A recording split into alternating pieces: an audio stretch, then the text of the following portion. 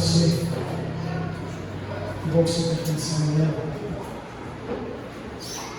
Eu não sei se em algum momento você já questionou sobre o caminho que você está seguindo.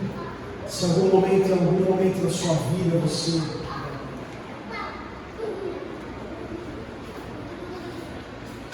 já pensou se é aqui mesmo que eu deveria estar, é por essa direção que eu deveria ir.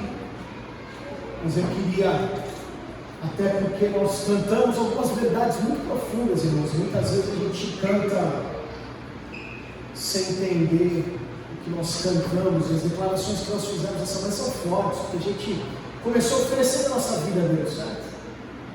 E declarando que foi para adorá-lo que nós nascemos. E talvez adorá-lo não seja só, talvez não, adorá-lo não é só cantar.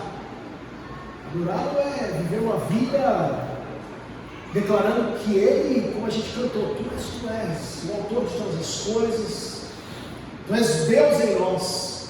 E quando nós declaramos que Deus está em nós, se Deus está em nós, a nossa vida tem que ser totalmente diferente.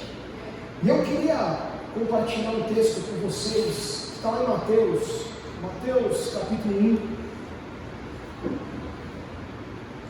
versículo 18 a 25. O texto diz o seguinte: foi assim o nascimento de Jesus Cristo.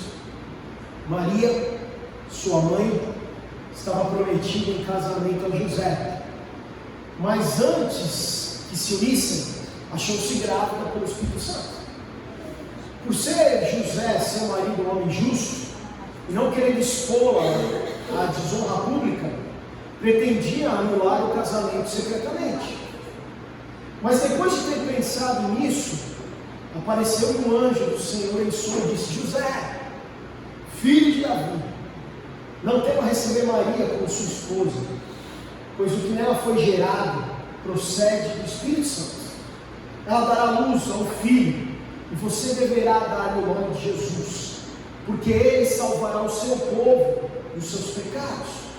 Tudo isso aconteceu para que se cumprisse o que o Senhor dissera pelo profeta: a virgem ficará grávida e dará à luz um filho, e lhe chamarão Emanuel, que significa Deus conosco.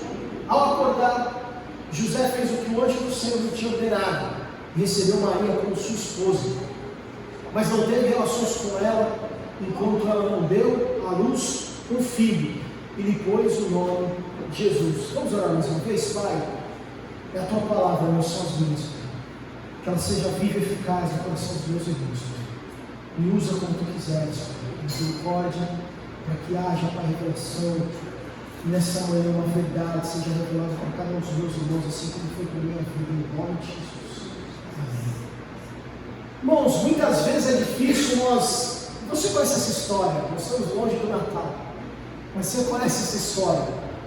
É difícil, irmãos, muitas vezes ler as Escrituras, sejam elas na versão, por mais contemporânea que for a versão que você esteja lendo, é muito difícil nós lermos as Escrituras sem pensar em algo, sem que elas possam provocar em nós uma imaginação.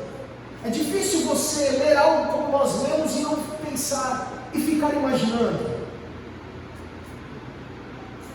E durante toda a história, nós podemos ficar imaginando situações. Se nós lembrarmos, será que Noé, faz um exercício passado aqui, será que Noé conseguia dormir enquanto o dilúvio estava descendo lá, aquela arca, vários animais? Será que ele conseguia descansar sem pensar o quanto aquilo estava fazendo com o povo?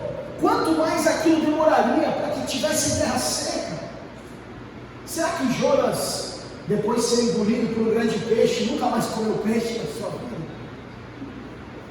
Será que Moisés evitava passar perto de arbustos, já que foi ali que Deus se revelou?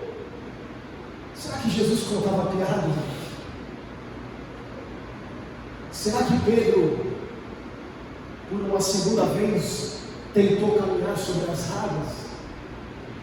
E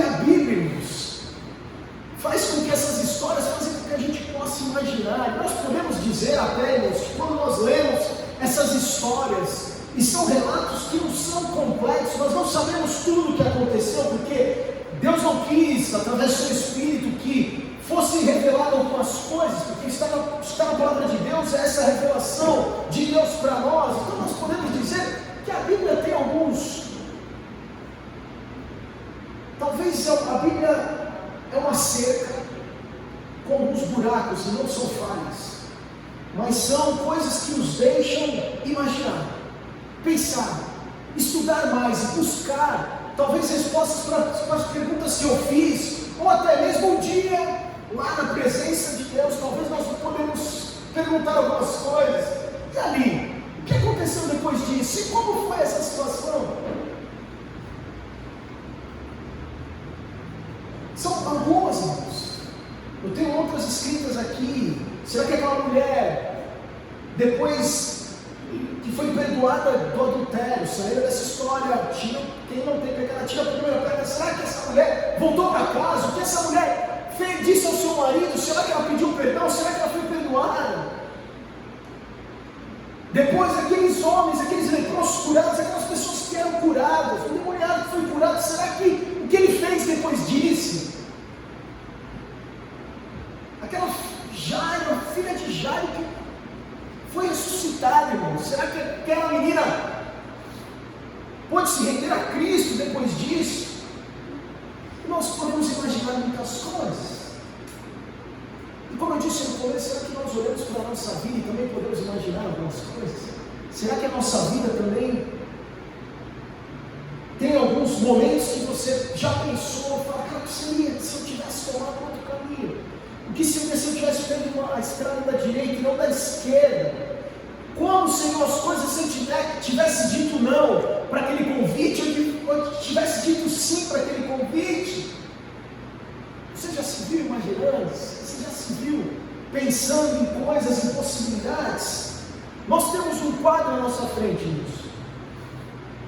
Quando nós tomamos uma decisão, quando nós aceitamos um convite, quando nós pegamos um caminho, é porque naquele momento nós imaginamos que aquilo é o melhor, nós desejamos muitas vezes, nós sonhamos, nós planejamos, pintamos as próximas etapas e deslumbramos como seria o futuro. Como nós fazemos essas histórias durante toda a nossa vida e ainda vamos fazer muitas, José também fez a sua.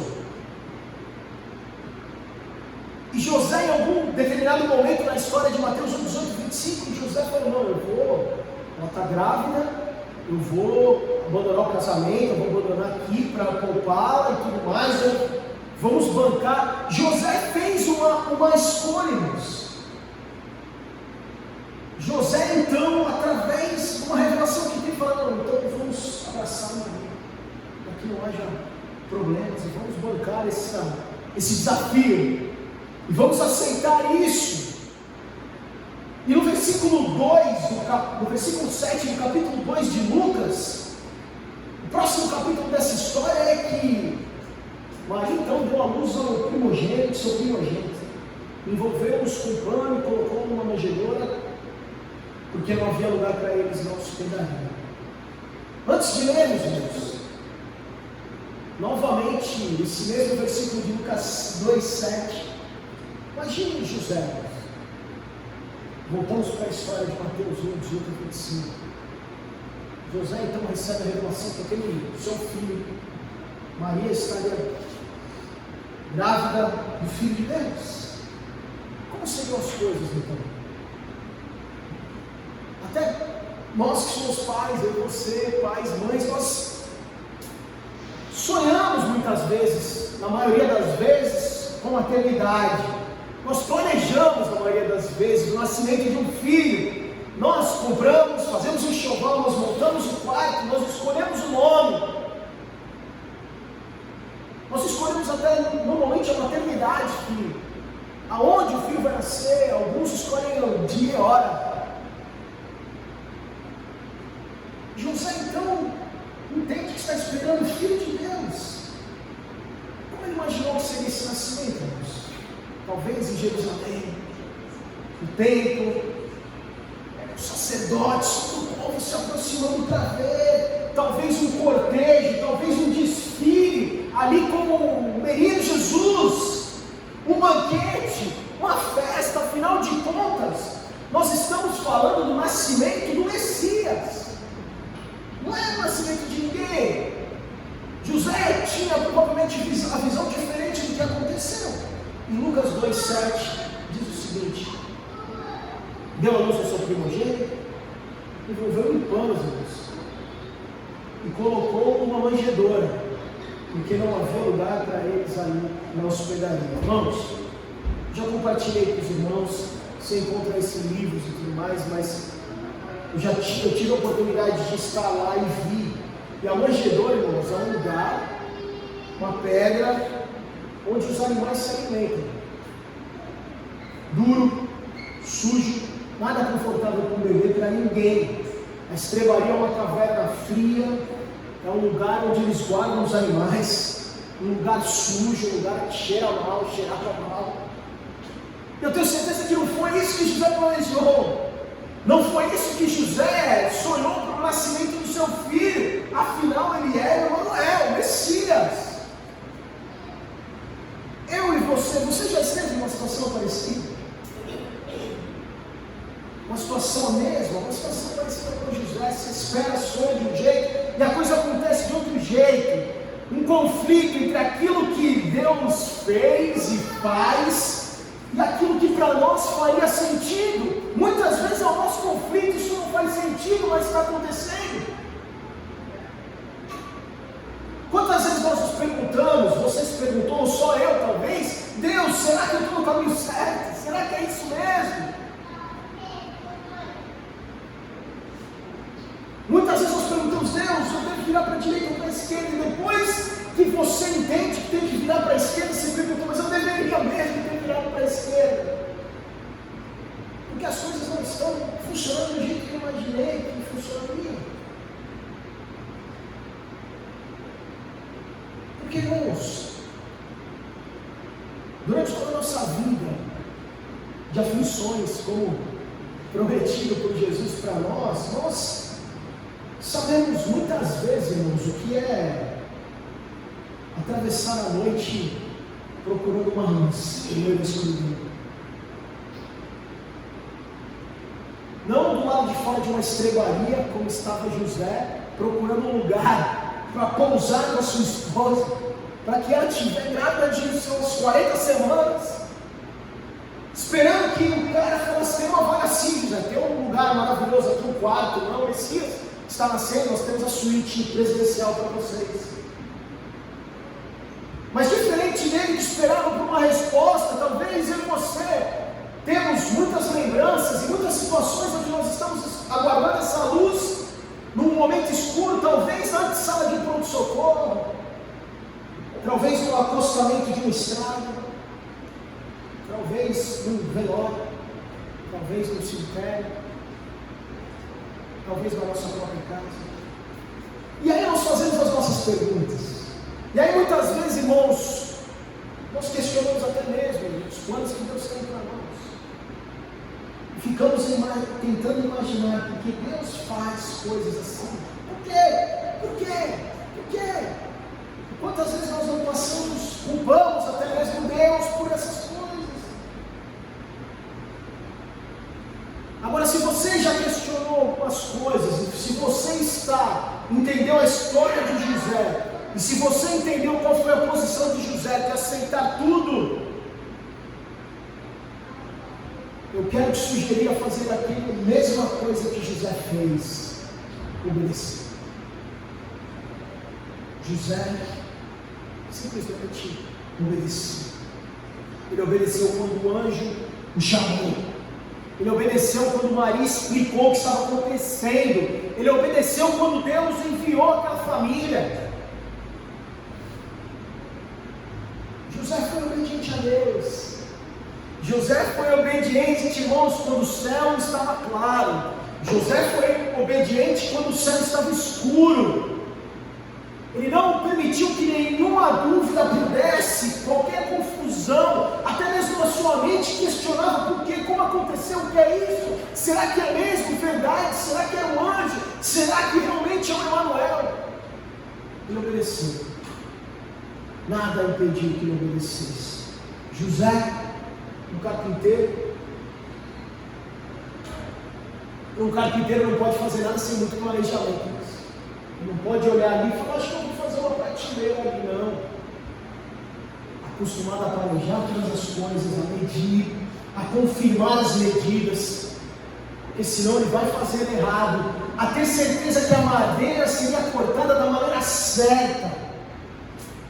Esse cara, provavelmente um cara metódico, precisou reconhecer que o plano maior não era o dele, mas o maior plano era o de Deus. Reconhecer Deus, eu faço porque o filho não é meu, é teu, a criança é sua, o plano é seu. Dessa vez eu, José, sou apenas um instrumento, uma ferramenta. Talvez tenha pensado como as ferramentas que ele tinha, um martelo, um serrote, eu não sei, um prego, nas mãos de Deus, uma talhadeira, à disposição de Deus, pronto a obedecer e cumprir o projeto de Deus, e não o dele. E quanto a nós, irmãos, tal como José, quantas vezes nós não conseguimos enxergar todo o panorama dos acontecimentos? Mas tal como José, irmãos, a nossa tarefa é compreender que nós temos uma escolha a fazer, irmãos. Ou nós obedecemos, ou nós desobedecemos. E por José ter obedecido, Deus usou José para mudar o mundo. Porque a história começa nesse casal que aceitou e recebeu o Filho de Deus, para que você pudéssemos de alguma maneira estar nos contando essa história hoje, aceitando a salvação em Cristo. E assim como Deus fez com José, será que Ele não pode fazer a mesma coisa com a gente? Homens e mulheres que acreditam que Deus ainda tem muito a fazer nesse mundo. Homens e mulheres que podem, comuns como eu e você, que podem servir a Deus, que podem obedecer e fazer Deus ser Senhor da nossa vida, porque foi para adorá-lo que nós nascemos. Será que nós somos capazes de servir? Muitas vezes, quando nós não entendemos o que está acontecendo, nós não entendemos. Há muitas perguntas, irmãos, na Bíblia, na nossa vida, que nós não seremos capazes de responder até chegarmos ao nosso lar eterno. Como eu disse, muitos buracos na cerca, coisas que a gente pode ficar imaginando. Quantas outras coisas você já imaginou? E a mesma coisa para as nossas vidas. Eu não sei se você tem, mas eu tenho muitas perguntas sem respostas. Eu tenho muitos, eu não entendo. Por que é isso? Eu não entendo. Não entendo por que está acontecendo. Eu não entendo por quê. Eu estou passando por isso, mas... Agora, em meio a dúvidas e questionamentos, irmãos, eu posso te afirmar algo. Deus se importa com a gente. Somos importantes para Ele. E Ele continua nos amando como filhos. Enquanto isso, independente de dúvidas, de qualquer imaginação, mesmo sem enxergar muitas vezes o que vai acontecer no dia de amanhã, nós aceitamos, e nós cremos, e nós nos rendemos, e nós obedecemos. Só que quando nós falamos de obediência, irmãos, muitas vezes o termo nos soa, muitas vezes, parece que é uma conotação que nos incomoda, porque parece que nós temos que obedecer. Talvez você tenha filho, você sabe a dificuldade da obediência. Talvez obedecer cause uma sensação de falta de liberdade, de uma prisão. Mas eu quero te dizer, irmãos, que assim como José, obedecer só traz para nós benefícios. O primeiro deles está lá em Jó 22, 21, que diz o seguinte, Jó 22, 21. Pare de disputar com Deus, concordando com Ele, nele você ao menos terá paz, e as coisas irão bem para você. Irmãos, o primeiro benefício da obediência, da rendição, de deixar Deus ser Ele na sua vida, de entregar a sua vida nas mãos dele e aceitar o plano que Ele tem para nós, que é sempre perfeito, Ele nunca chega atrasado, é que nós teremos paz. Paz em meio às lutas, paz em meio à guerra, paz em meio às dificuldades. Irmãos, a paz que Jesus prometeu para nós não é uma paz temporária, é uma paz que excede todo entendimento, é uma paz que o mundo não consegue compreender, é uma paz diferente. Está tudo uma bagunça, está tudo complicado. José tem que encarar uma situação de as pessoas falarem, ela está grávida, sem nenhum tipo de relacionamento. Depois você tem que encarar e colocar teu filho Messias no meio de um lugar onde os animais, está tudo estranho. Mas em meio a todas as lutas e dificuldades, irmãos, quando nós aceitamos o propósito de Deus, nós temos paz. A segunda coisa, Romanos 6, versículo 17 e 18, Paulo diz o seguinte: ofereça os seus caminhos a Deus, e a liberdade jamais o abandonará. Seus ensinos o libertam para viver abertamente em sua liberdade. Irmãos, em segundo lugar, nós seremos livres. Você é livre, irmãos. Você é livre para aceitar e para viver aquilo que Deus tem para você. Durante esses muitos anos ou poucos anos que você estará aqui, enquanto nós aceitamos, nos rendemos, obedecemos, nós teremos paz e nós seremos livres. Liberdade em Deus. Em terceiro lugar, irmãos, você vai experimentar o poder de Deus na sua vida. Obedecer não te enfraquece, obedecer te fortalece.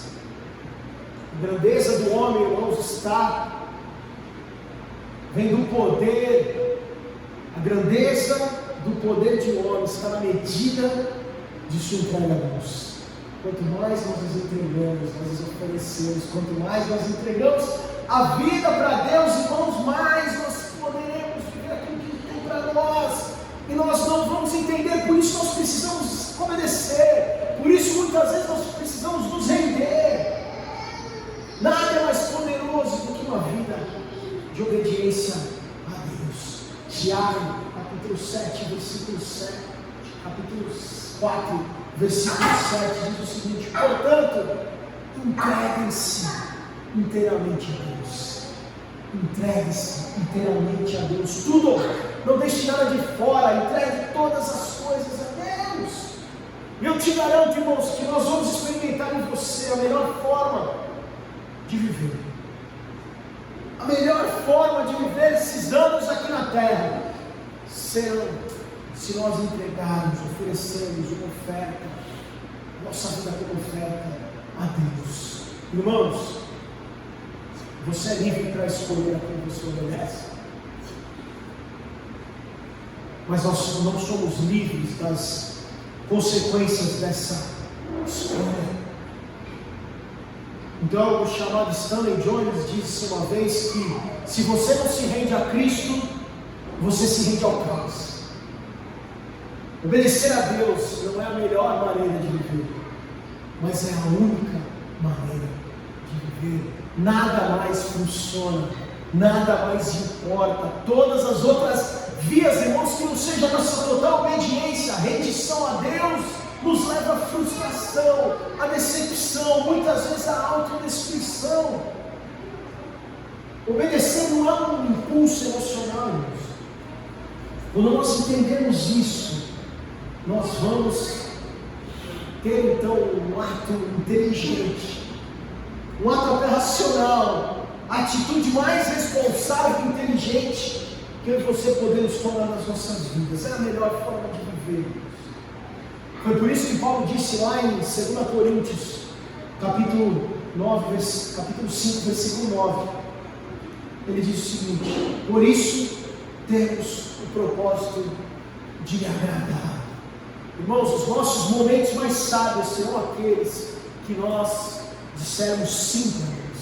Os Os nossos melhores momentos serão aqueles que nós falamos: sim, Deus, eu entendo, eu obedeço, é esse caminho, é isso, sim.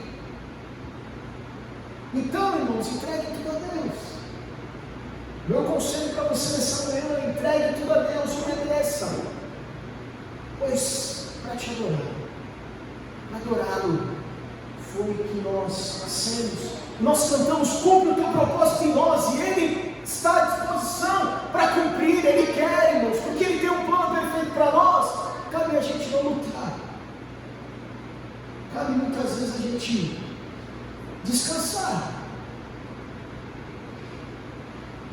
em Deus, para que Ele possa cumprir o propósito dEle, que é perfeito para nós. E se nós entendermos isso, irmãos, nós não teremos medo, porque nós teremos a certeza que nós estamos obedecendo, nós estamos sendo guiados e controlados por Deus, e nada no controle dEle, Criador de todas as coisas, pode ficar descontrolado.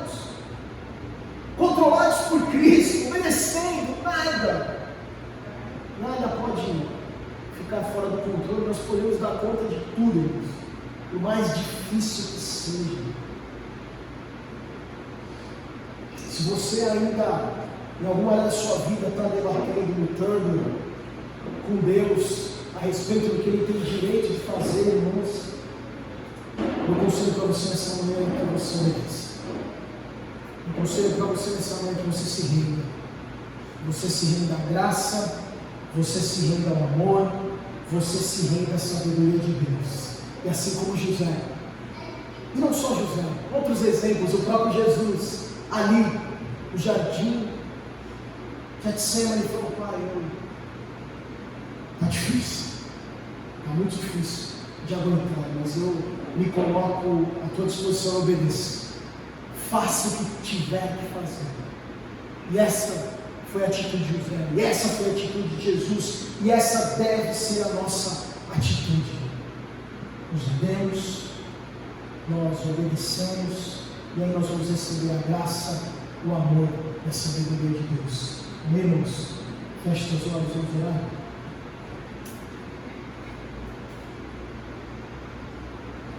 Senhor Jesus,